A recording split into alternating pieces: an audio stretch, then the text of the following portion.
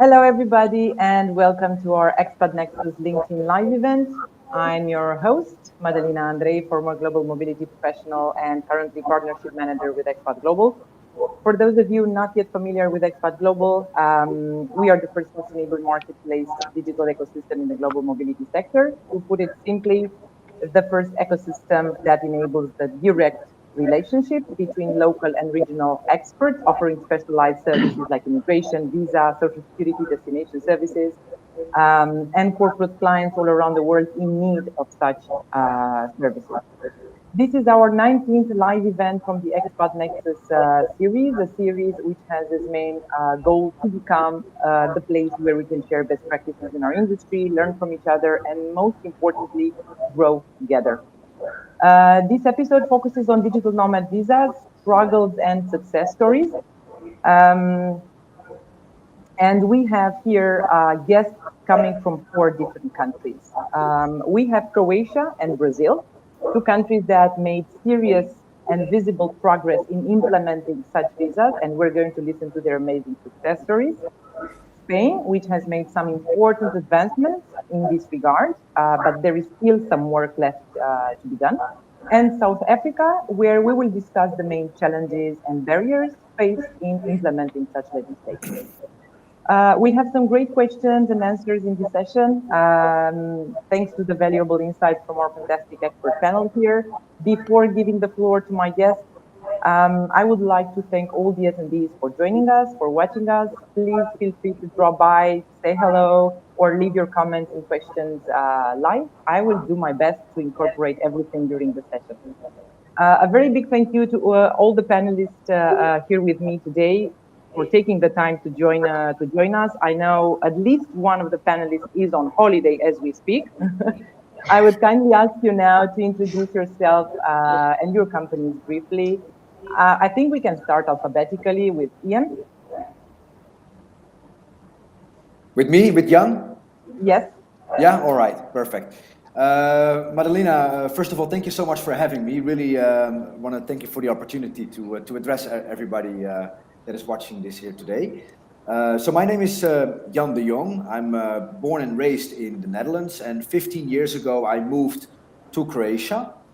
I've been an entrepreneur ever since. I've started several businesses here. The first business that I started in Croatia today is one of the largest employers in the country, or actually in the whole region, employing more than 10,000 people, and is also listed on the Zagreb Stock Exchange. I made my exit from that business in 2016. After that, I started several other ventures, mostly connected to marketing. My latest venture last year is also connected to agriculture, where I plan to bring the Dutch greenhouse technology from the Netherlands to Croatia.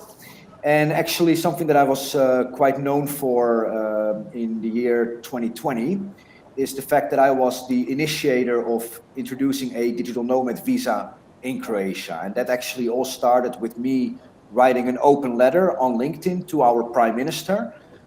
44 days after that open letter, I had an opportunity to meet with him where he gave me the full support for introducing such a visa. And after that, I started working intensely with several ministries in Croatia.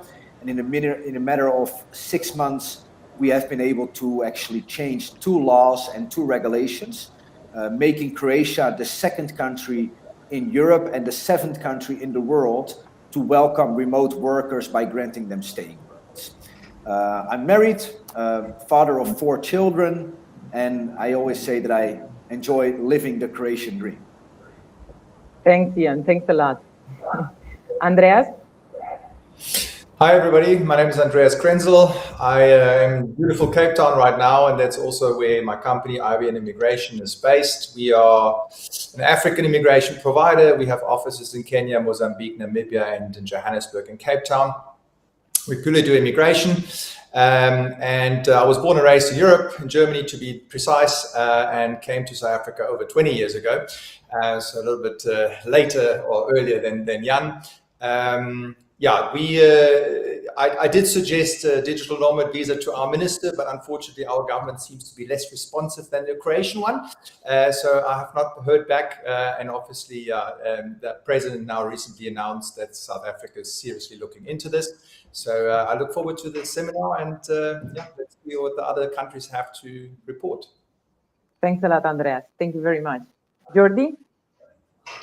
Thank you, Madalena, for having us Thank here. you. It's always a pleasure to collaborate with you. My name is Jorge Rocca. I'm Director of GD Global Mobility.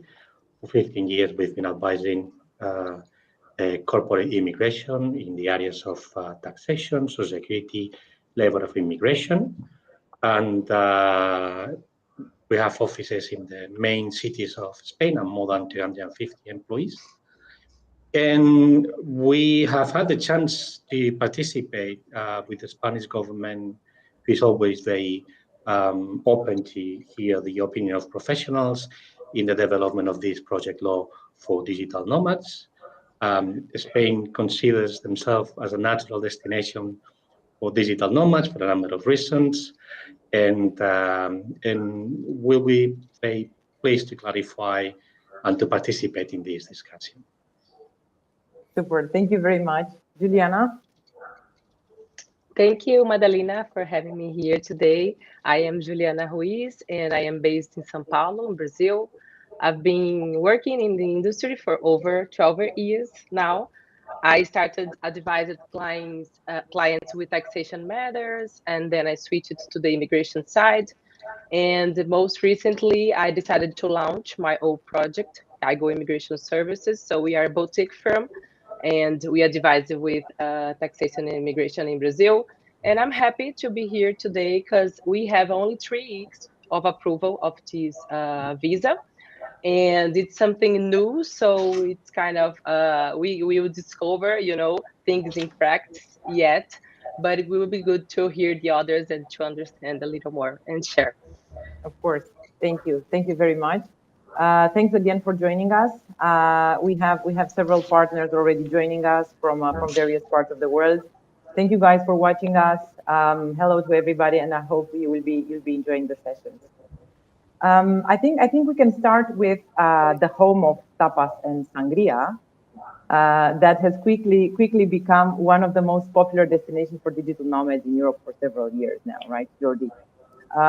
Jordi, what were the main reasons that made the officials initially decide to work on implementing a digital nomad visa in Spain, and what is the impact they would expect once the process is finalized, of course?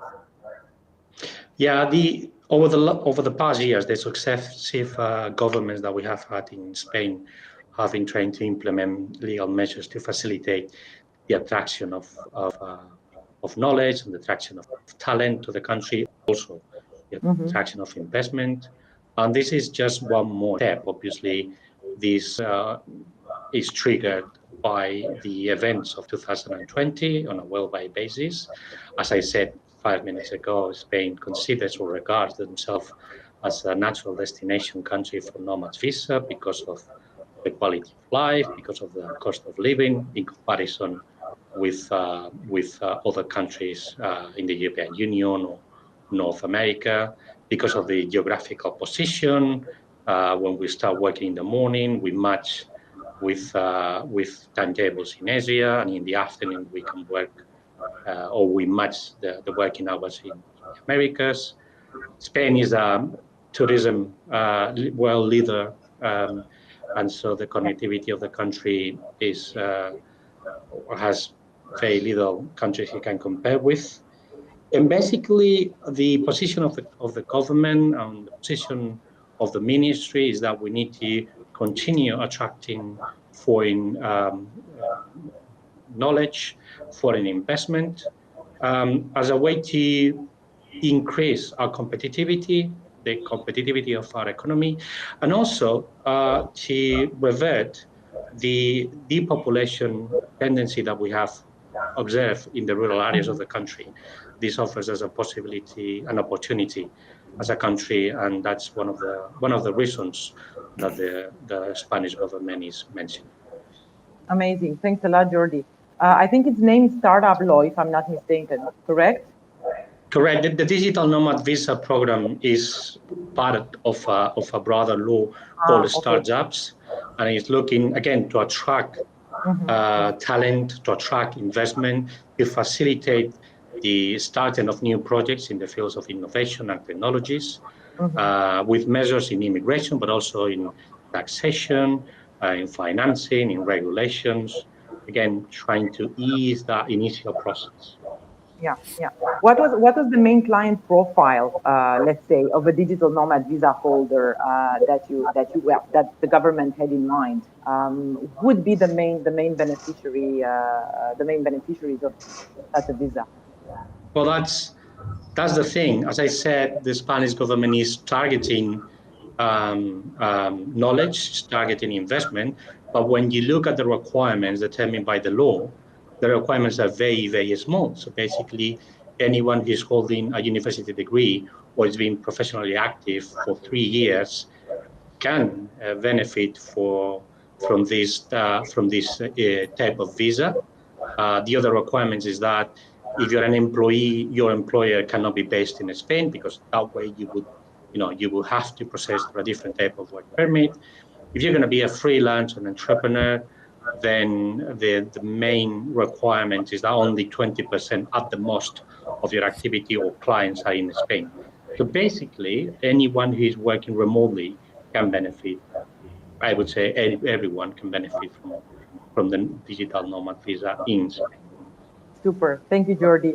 We have a question from the audience for you, and the question would be for Alexander. Hello, Alexander, and thank you very much for your question here. So the question is regarding the Spanish bill expected to be passed.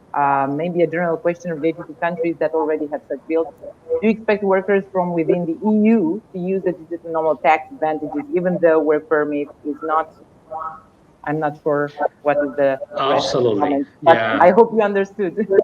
Yeah, I understand. Yeah, absolutely. Yeah, the tax benefits, as I said, the digital nomad visa is just an immigration program within a broader law. And this broader law is aiming to attract entrepreneurs and to attract highly qualified employees, to attract innovation, and anyone can benefit.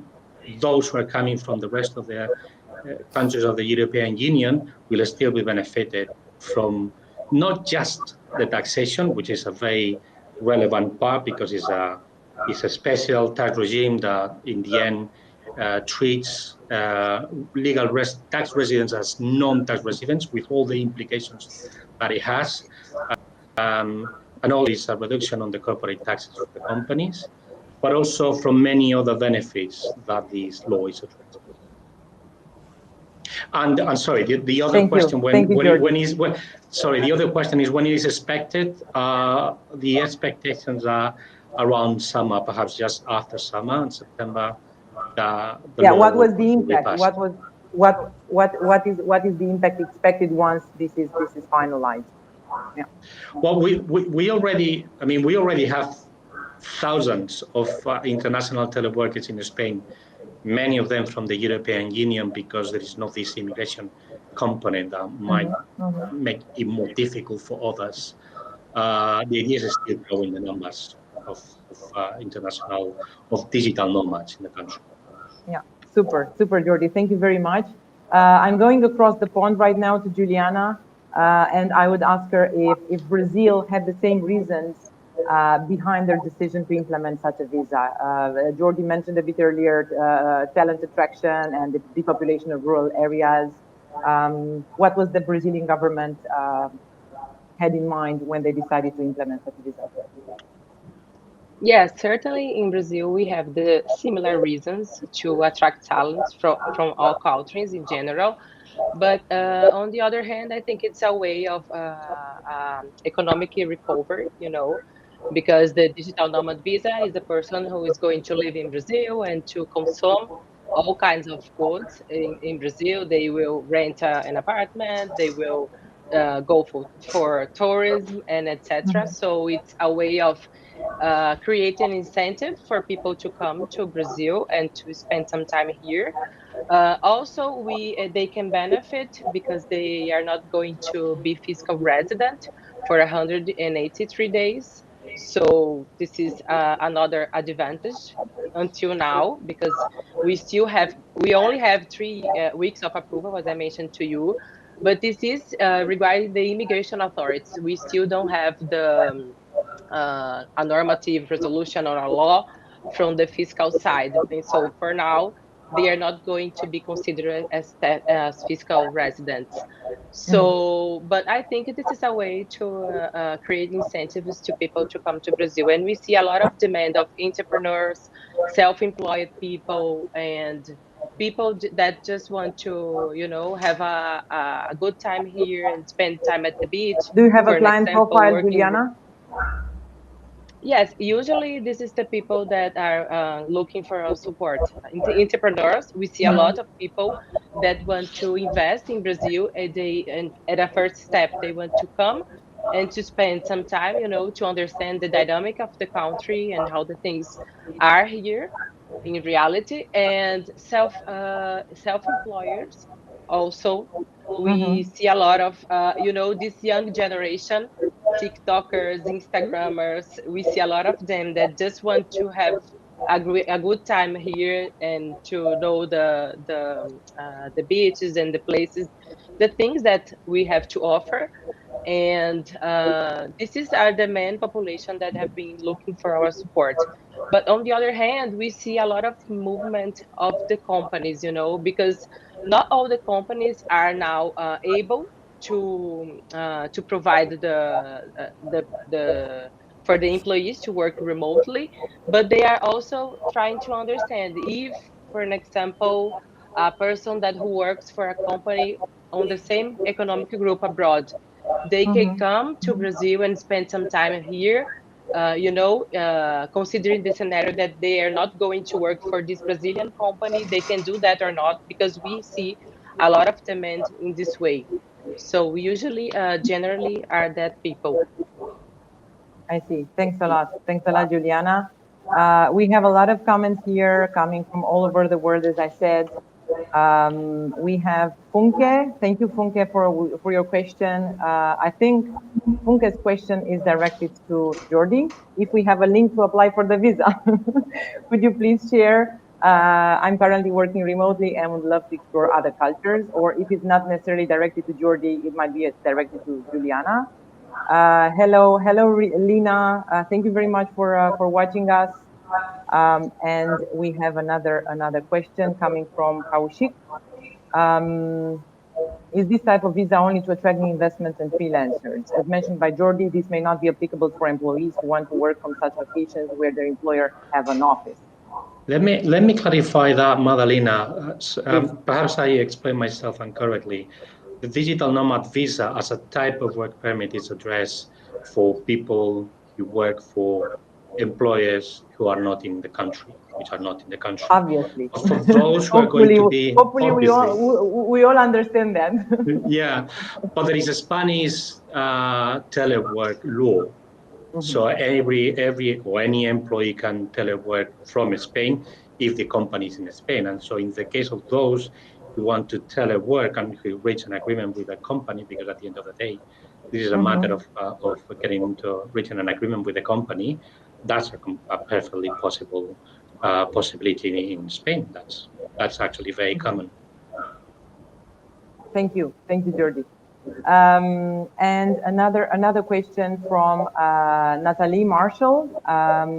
Juliana, that would be for you. What would be the requirement for Brazil? I would kindly ask you not to answer this right now, because we developed the discussion a bit later on. And Natalie, you'll get your answer in a few minutes. If we can move now to Cape Town, that was voted among the best cities for working remotely in 2021.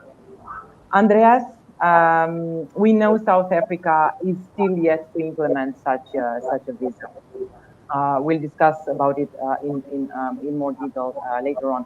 Would you say there is an interest from remote working, foreign workers, gig workers, freelancers, digital nomads, let's call them whatever, to choose South Africa as their destination country? And I'm rephrasing this question. If South Africa had such a visa, would it be a success? Yeah, I think it would be a huge success, to be honest. So the interest is overwhelming. I mean, I think it's quite evident.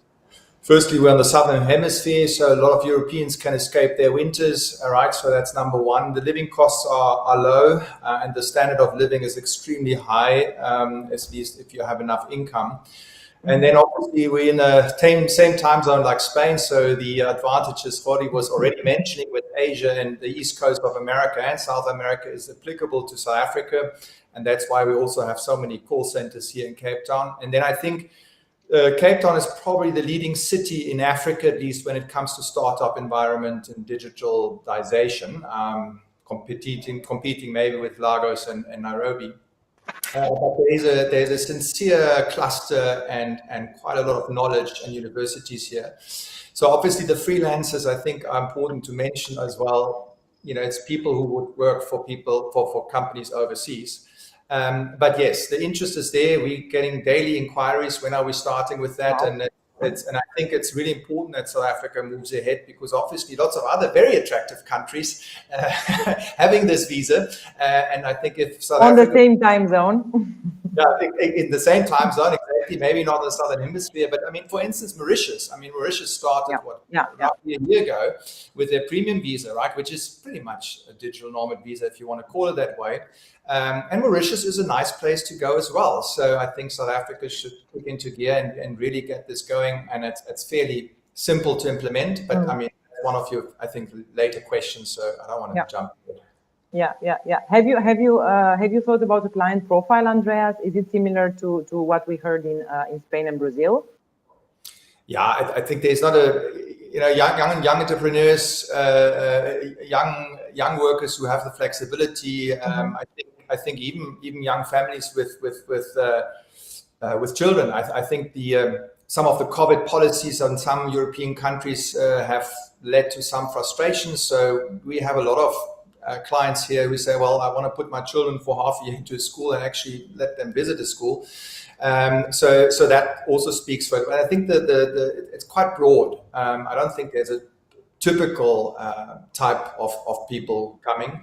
But the spin-offs are super important. And I think it's really important that countries understand that because in my 20 years of experience, there's either you land in Cape Town or Johannesburg and you hate it because it's not for everybody, or you fall in love with the country. And as a matter of fact, most people actually fall in love with the country and the beauty of the people and the energy and all that. And then they come 3 or 4 times and then they say, well, I want to invest here. What can I do, right? So this visa just, and Jorge obviously said that already, it just is another step to attract potential investor for later on. And I think it's really, really important to understand that they don't take jobs away and they don't, influence the local job market. As a matter of fact, they're actually going to do completely the opposite. That's why so many countries are implementing it. Thank you. Thank you very much, Andreas. It's time for us now to go to the second country in the world that implemented this visa, Croatia, and Ian. Ian, you have a truly, truly remarkable story here. Sometimes it seems to me, I told you before that it's taken from a science book, from a science fiction book, about an utopian land somewhere.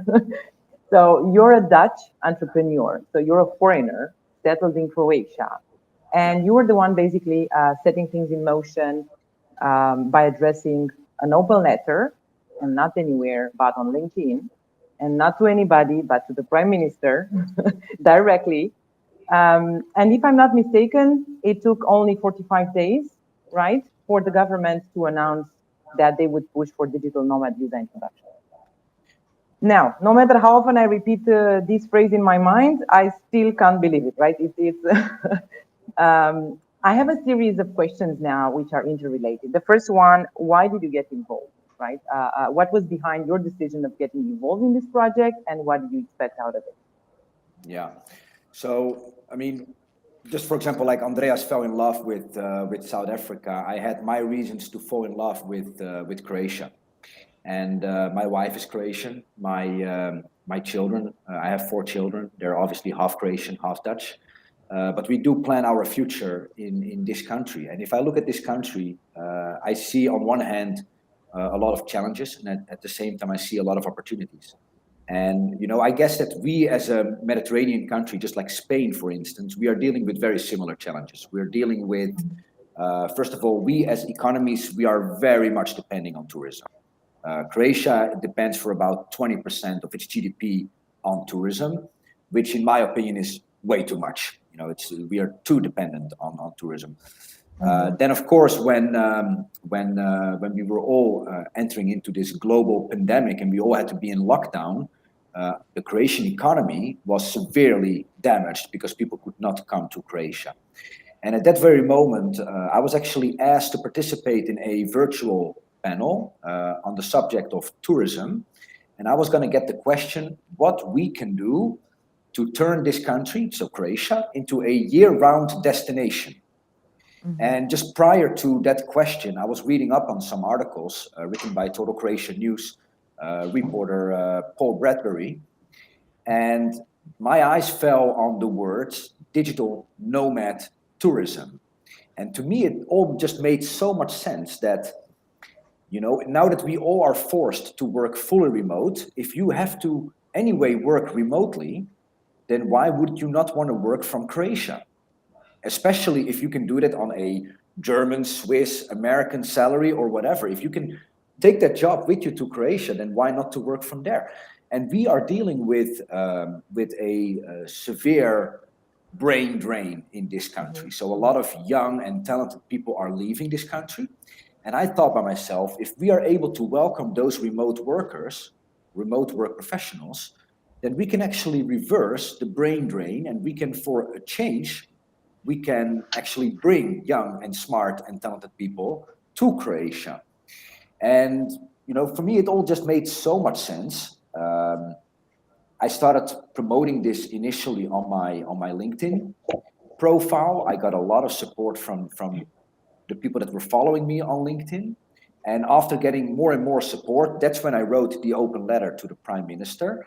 Of course, the media started picking up on that. And a couple of, I would say maybe 2 weeks after my open letter, I received a phone call from the police, Ministry of Interior. So that's the police. Sorry, media meaning TV stations, papers. Mostly the newspapers, right? newspapers and web portals. They started writing about it. Of course, they reached out to me. They wanted to have interviews with me, so I gave my statements and all that. They made beautiful articles about it. And I think that, at that very moment, it was just the perfect message at the perfect moment. So we were all severely hurt because of not being able to serve tourists in Croatia, because our country was in lockdown. Everybody was working remotely. Then all of a sudden, you have this Dutch guy that is promoting Croatia in a way that he shares so much love and passion about this country, and comes up with a possible solution how we can actually turn this country into a year-round destination for remote workers. And then with enough, let's say, positive pressure from the media, the government picked up on it, and I received this phone call from the Ministry of Interior. That's when I went over to have that meeting. And they told me during that meeting that they believed that they could actually do this, and rather fast, because they were just about to make changes to the Alien Act, to the Foreigners Act. And they thought that this was a perfect moment to tag along with additional legislation to allow those remote workers to come to Croatia for up till 1 year. Very soon after that, I also met with the Prime Minister. So that was 44 days after my open letter. And he at that moment gave full support to this initiative. He shared it on his Twitter. Again, all the media picked up on that. And with the media buzz that we had at that moment behind it, we started media mattered a lot, right? In the whole, absolutely. Because that was my next question. How was this possible? Because all the reasons that you're explaining, we feel them in Romania. Andreas feels them in South Africa. We are more or less in the same situation, right? But because if this is the recipe for success, we will be all on LinkedIn tomorrow writing open letters to our prime minister. So something else is going on there. It was such a painful situation in this country, considering COVID, considering the economy, not being able to welcome tourists and all that this digital nomad story altogether became like almost a beacon of hope for many people. The story sold. The story sold. Absolutely. Everybody loved it. Everybody saw a light at the end of the tunnel. This was something that could maybe save us or help us in some way. Amazing. And yeah, everybody, and I have to also give a lot of credit to the State Secretary of Interior, who was actually the glue between all the ministries. And I'm talking about Ministry of Finance, I'm talking about Labor, I'm talking about Foreign Affairs, I'm talking about the Health Care Institute, I'm talking about pension funds. These were all involved in combined making efforts to come up with a piece of legislation that would allow all of this to happen. And the Ministry of Interior was the let's say the ministry with the mandate to do all that. And the State Secretary is the person that at the end made it happen. But during this process, we also had a lot of questions. You know, there were a lot of things, especially tax related, that we couldn't answer. So one of the things that I also did is I reached out to the State Secretary of Ministry of Economy in Estonia, because in Estonia, they were actually the first country in the world to introduce this. Yeah. And we organized a meeting between Estonia and Croatia government, where they were able to just ask all kinds of questions and learn from each other. After that, we went back to the drawing table. We came up with our final, let's say, proposition. And that was voted upon and approved by Parliament very soon after. And that basically means, I mean, it's not only that we were the second one in Europe and the seventh one in the world, but as an entrepreneur, one of the things that I did is I also wanted to make sure that this permit, because it's officially a staying permit, that this was, let's say, competitive. You know, we want to have good products when we try to offer something. So we made a rather detailed analysis of everything that was being done already in countries like Estonia, Barbados, Georgia. And we looked at what can we do to actually turn our permit into a very appealing and competitive product for the digital nomads. So first of all, Juliana, you already mentioned it, in Brazil, you are a non-tax resident until like 183 days, if I'm not mistaken. In Croatia, if you are a permit holder, you will be exempt from paying income tax for a whole year. And we did that in order to avoid double taxation, because you have countries like the United States that will still go after your taxes. And United States is actually the biggest provider of digital nomads in the world. The most digital nomads are US citizens. So we understood that this is a huge target market for Croatia. And if we wanted to attract US citizens to come and apply for this digital nomad permit, then we needed to make sure that they don't pay any income tax in Croatia. So these are the things that we worked on. The income that you need to have in order to be able to apply is about 2,100 euros a month. If you can't show regular income, because you know some people can't, it's also enough to show that you have enough savings for 12 months. And then based upon that and proof that you are actually a remote worker, you can get yourself a permit. Family members can also then reunite with you. So based upon, for example, man or a wife having the digital nomad permit, then family can reunify with the person that has the digital nomad permit. Thank you very much, Ian. That's an amazing story. I mean, it's almost unbelievable. Thank you very much. We have so many questions. A lot of the questions are super specific. I'm not sure if we're able to answer everything honestly. We have Helma Priyamvada. Hello, Priyamvada. Lovely to see you here. Do any of your countries allow students to convert their visa to digital nomad ones? Right. So we have student visas, current students that are in various countries with a student visa and they want to switch it. Who wants to take this question? In the case of Spain, as I say, one of the requirements is that you prove you've been a professional for a minimum period of time. Or if you're going to be an employee, you've been working for a company for at least 3 months.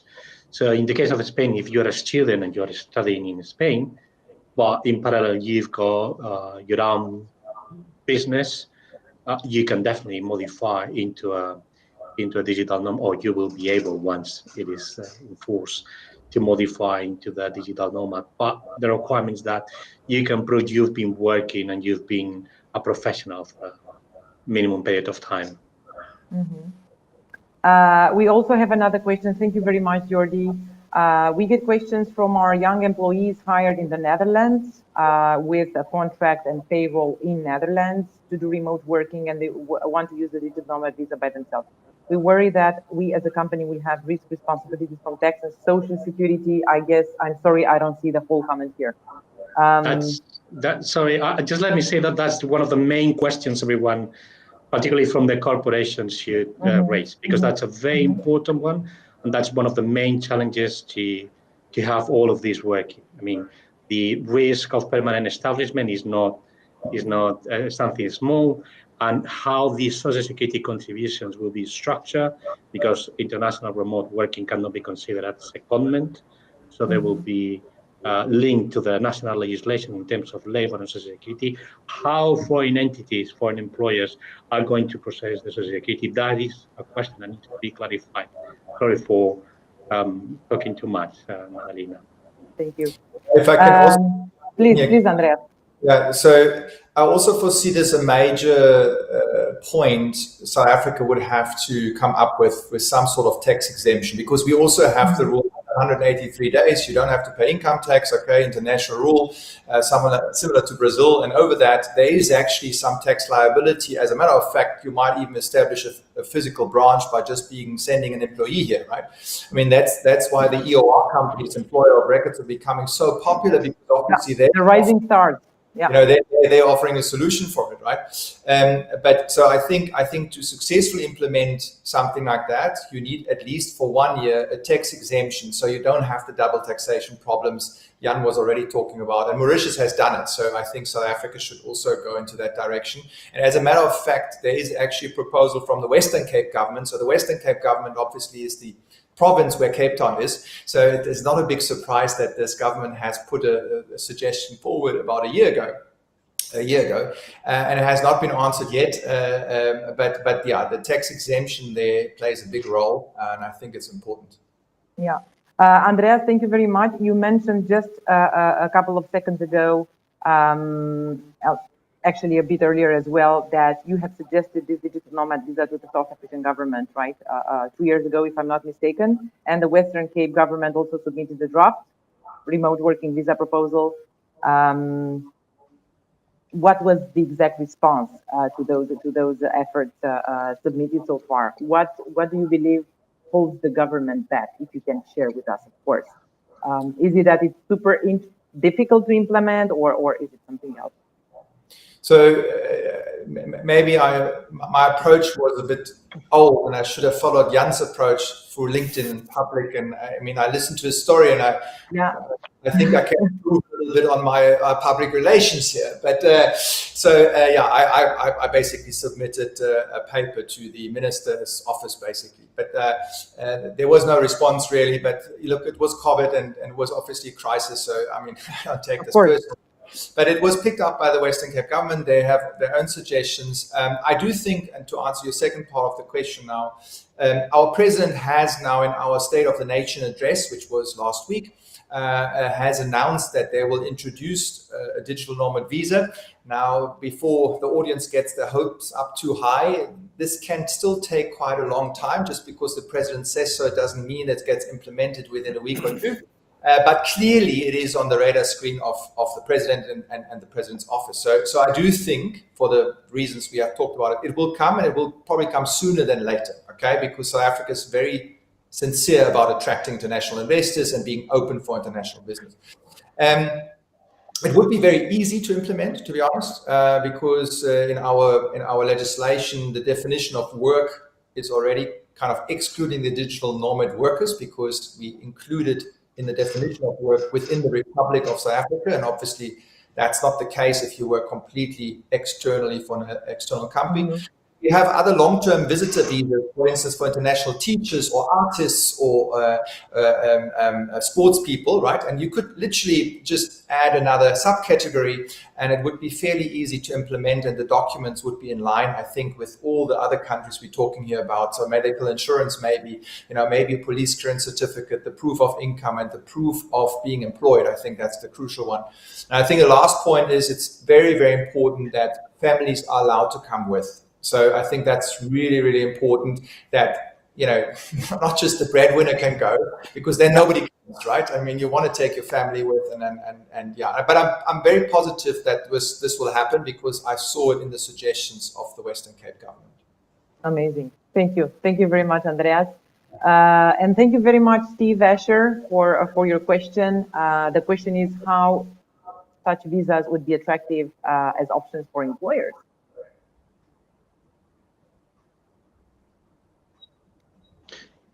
I can say that you want to retain talent, you need to adapt to reality.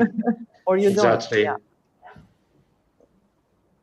Super. I think the answer to this is that a lot of companies internationally are rethinking their HR policies, right? And remote working is becoming part of these policies to attract and retain talent, right? I mean, so I think a lot of employers are starting to offering it, and that's why countries can offer this visa.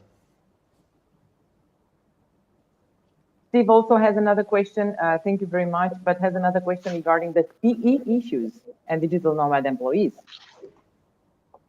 Permanent establishment issues and digital nomad employees.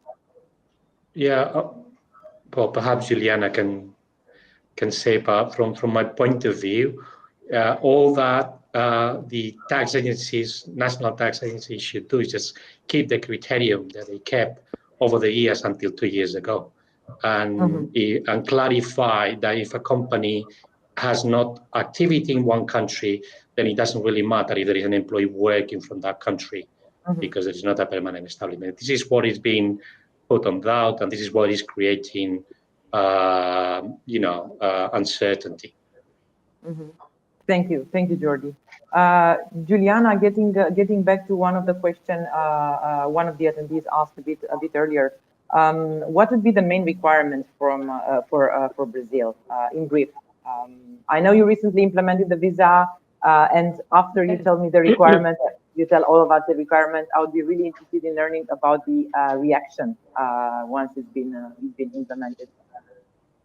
Yes, there was a great pressure, social pressure on the authorities, because, as I mentioned to you, we suffered a lot with the pandemic. So we want to create ways of recovering the economics, So I participated with an association in Brazil, ABEMI, and this was really discussed in our agenda all the time. So they suggested a lot of things for the authorities here, and when it was approved, people were very excited about this possibility. So now we, as I mentioned to you, are receiving a lot of questions, and we still are discovering some of the things, because we need to practice, to put in practice. But the main requirements are pretty much the same. It is very similar from the other countries. You just have to have an employment relationship overseas, and you have to prove a monthly income of $1,500. And if you cannot prove this monthly income, you have to prove savings for $18,000. It is something for, I think for the foreigner is more easier, because our currency is very, very undervaluated. So, this means a lot of money in Brazil. And the other requirements are more simple, like health insurance and other That was documents. one of the questions, how it works with healthcare and health insurance. If the people need to have private international health insurances. I guess yes, it's a yes for all the countries. Exactly. No. Jordi, you're saying no. No. Well, no, in the case of Spain, because if you're an employee, you contribute to the Social Security, that gives you access to health assistance. Sorry for interrupting. Please, Juliana. No, yes, and then we have two options to apply for this visa. You can apply by yourself at the Brazilian consulate, and then the requirements are more easy, of course. Or you can be in country. You can apply here for the Ministry of Justice, but in this case, all the documents must be apostilled, sword translated. The requirements are a little tough, but nothing that you can't figure out. And so this is and usually they say they are going to analyze the visa in around of 40 days. It is the same for all the other visas, so this is what we And expect. how is the overall reaction after its implementation? What's the feeling in the country? How does everybody feel about it? Yes, now, as I mentioned to you, we are excited because a lot of people want to invest in Brazil. We see a lot of foreigners want to invest and to do business here. So now they are applying for the visa, to try to understand the dynamic of the country, and then to see the possibilities to really invest in the country. So we see a lot of excitement. Excellent. Thanks a lot. We have so many questions. We will not be able to finish our own questions. I tell you, we have only quarter of an hour left. Are we seeing most nomad visa schemes allowing the ability to work immediately on arrival without any secondary in-country process step? Yes, from South Africa, if they implement it, because that's our immigration system. We don't have in-country second steps or residence, etc. So yes. Ian? In Croatia, you can actually apply online. And after your online application has been approved, then you will be notified. And then you can just come to Croatia, you go to the police station to pick up your permit, and that's it. That's amazing. Super. Getting back to Spain for a second. So Jordi, several steps have been done towards this. But what do you expect to happen in the future? What will be the next obstacles you and Spain in general need to overcome to see it implemented and finalized? See, we've been talking, I think we've been discussing about them. Needs to be clarified the implications on taxation for both the employee and the companies, and clarify the absence of impact.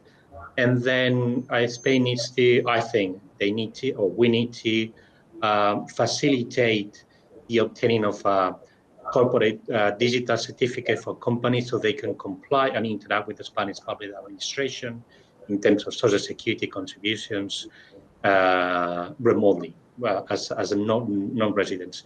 I believe that's one of the key parts for making this program successful, because it's not only about facilitating visas for employees who want to work remotely. We must also ensure that the companies are not negatively affected, that employers feel happy with that and see this as an opportunity to retain talent and not to navigate troubled waters. Yeah, thank you, Jordi, very much. To explore a bit further the South Africa situation, Andreas, I'm thinking about the gains and the losses of a certain country that chooses to implement or not to implement such a visa. So what would be actually the main losses that South Africa would witness from a social, cultural, economic point of view if such a visa is not implemented? What would the country would miss out on? So you mean what the losses are, or do you also want the win? Just the losses. Let's focus on what we're missing here. I personally, look, I would be interested to hear from the countries who have it. I don't think there are many losses, to be honest, because I mean, there's no impact on the local. No. Losses if you do not implement it. Sorry. So yes. okay. What we are missing out, it's not implemented. I mean. Look, I mean, you're losing lots of interested people. I mean, they're spending, obviously, they're renting a house or a flat. They're going into our beautiful, stunning restaurants and spending money. And then they're traveling the country and falling in love, not just maybe with the city which is hosting. As a matter of fact, they will all travel. They might travel to Namibia, they might travel to Botswana. So I think for tourism and for just spending money, the spin-offs are enormous. And usually because of the income thresholds, you're also attracting people with a certain income, right? And have a flexibility. So and then the promotion of the culture, the energy of the people, what I was referring towards earlier, right? I mean, the majority of people just fall in love with the people and with the continent. So I think the losses are quite high, and I think they should maybe start getting that. Super. If I may add something. So, I mean, even though, actually, I think that the digital nomad visa or the permit, it's mostly a PR instrument. It just shows it's a very clear signal towards digital nomads that you as a country are a digital nomad welcoming destination. If you look at the numbers, even though Croatia was among the first countries to introduce it, up until now, we've had about 450 applications from 52 different countries. But that number actually is only a small representation of the total number of digital nomads that are actually in the country. Because if you look at, for example, nomadlist.com, I don't know if you're familiar with that website, but on nomadlist.com, you can actually look at trends and you can go to a certain city and you can see how many people arrive on a monthly basis. And if I add up those cities in Croatia all together, we can conclude that on a monthly base, on average, we have about 2,000 digital nomads coming to the country. So it's the 450 people that applied for the digital nomad permit. First of all, these are all individuals that want to stay in Croatia for more than 90 days. Because if they want to stay less than 90 days, they would simply be here on a tourist visa. And these are all third country nationals. So anybody from the European Union would also not apply because they don't need to have a permit to be in Croatia. But then with this huge PR instrument that we have, so-called the permit, we are getting a lot of attention in the media, and a lot of digital nomads are making their decision to come to Croatia because we are a digital nomad welcoming country. And that's why actually the economic impact, which I also have some numbers for, is getting much bigger than the numbers from the permit would initially show you. I know that based upon, also another survey done by Nomad List says that a digital nomad on average stays about 69 days in one location. So let's say 2 months. And if you assume that a digital nomad spends about 1,300, 1,500 euros per month, knowing that we have 2,000 of them coming per month and they stay for 2 months, then the economic impact that we are currently already enjoying in Croatia from welcoming remote work professionals is somewhere around 65 to 70 million euros per year at this very moment. And I personally feel that we are only at the beginning. I think that this number is only going to keep on growing. What is now very important actually, because there are countries that do not have permits, but they are very successfully for digital nomads, and that is because they have community. And if you want to really make your country, let's say, stand out among digital nomads, you can already, even if you don't have a permit right now or a visa, you can already start working on building a community. And that's also something that we are doing at this very moment. We started, I co-founded the Digital Nomad Association Croatia. And with our association, it is our mission to unite and to serve digital nomads in Croatia. Yeah. Thank you, and very much.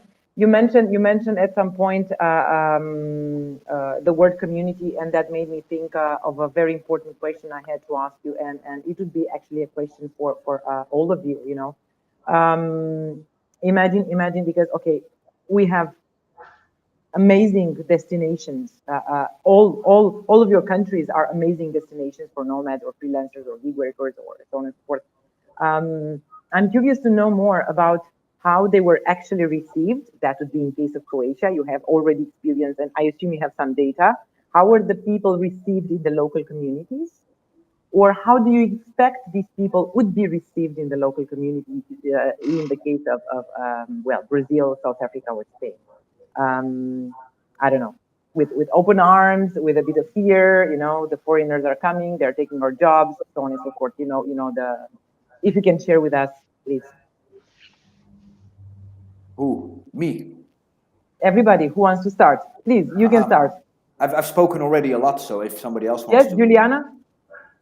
Yes, I can tell you. Well, in Brazil, I see there's not a competition, you know, because to be here as a digital nomad, you need to prove relationship with a company or anything overseas, you know. So for now, you know that in Brazil we have a lot of challenges in terms of social issues in general, and we have a lack of employment in general. So this could be received as, you know, as a competition, but I don't see it this way, because to be employed in Brazil, you need to change your visa, so you need to change your fiscal situation. You are going to bring other things for the country. So I think in general, the excitement, and also it's important to mention that we are very friendly when we are welcoming foreigners in general. So Brazil is this country. So we do not have only beautiful natural beauties and etc., but we are really friendly. So usually people don't understand how we can welcome very well foreigners all the time, you know. So I see this way. Super, thank you, Juliana. Andreas?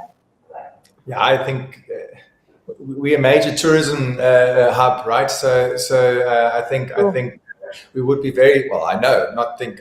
I know we would be very welcoming, and I think that people would have a great time here. Ian? You already have experience, right? A couple of, well, 2 years now, right? What was the feeling among the local communities? Yeah, so I mean, of course, the only way that I can get feedback is actually by speaking with the digital nomads on how they feel being treated here, and the general feeling is just very positive, very warm.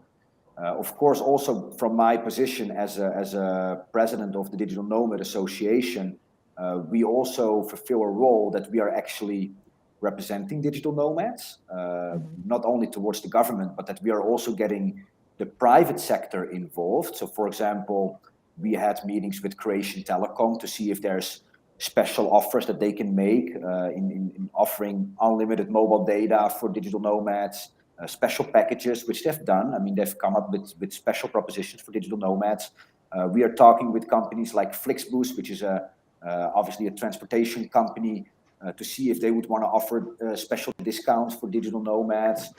We have supermarket chains that are offering discounts for digital nomads. We have KPMG being able to offer tax advice to digital nomads if they have any kind of questions. So we are also really very much involving actually the private sector into turning this into one big great experience for digital nomads the moment that they land. We are actually in a couple of weeks from now, we're going to introduce a welcome bag for digital nomads. So anybody that applies for the permit has a very small cost. I think it's like 100 euros altogether to apply for the digital nomad permit. But what we have done actually in collaboration with companies, we have prepared a nice little goodie bag with more value in there actually than what they pay for the permit. We are now also speaking with the Croatian National Tourist Board. I had a meeting with them yesterday where we are going to make joint efforts in organizing events, international promotion of this country to attract even more digital nomads to come here. And of course, we are also still in communication with the Ministry of Interior to make further improvements on the digital nomad permit. Up until now, they can, for example, stay maximum 12 months. We are now looking into the possibility to prolong your permit with an additional 6 months. So these are things that are constantly being worked on by myself together with an amazing team. Thank you very, very much. The questions keep coming, so we're about to wrap up the session. Actually, it's almost time. I think I would kindly ask all my guests. We will tag you in the comments because we have a lot of comments and a lot of questions from the audience, and we did not manage to answer all of them. Perhaps 1 hour was too short. No, we thought it was too short, but yeah, it's a topic that needs several sequels. You know, it's a very hot topic, and people are super curious, especially now that a bit of time has passed, and some countries already implemented it, and we have examples and stories to share. I guess know, we can. Madalina, how can I Please. leave a comment here in the comment section? Because I could maybe share. We will, everything is private in our own studio, but we will take your comment and post it on LinkedIn so that everybody can see it. I saw that, Okay. and we will post it afterwards in a second. Yeah, I think this wraps up the session. Actually, thank you very much for your time. It's been amazing. Surely the audience has found it extremely interesting. We have not managed to go through all the messages. We have hope that things are going into the right direction in more countries, and hopefully more and more success stories will be heard and will be acting as triggers for other countries and nations to consider this type of visa, right? So thank you very much for taking the time. A big thank you to the panelists. Thank you very much to the entire audience. In case you need further expert advice, please reach out to our guests directly. I'm sure they'll be more than happy to help you. Meanwhile, please follow our Expat Global pages on LinkedIn and YouTube to get updates on our upcoming live events. Thank you very much. Have a lovely evening, everybody. Thank you.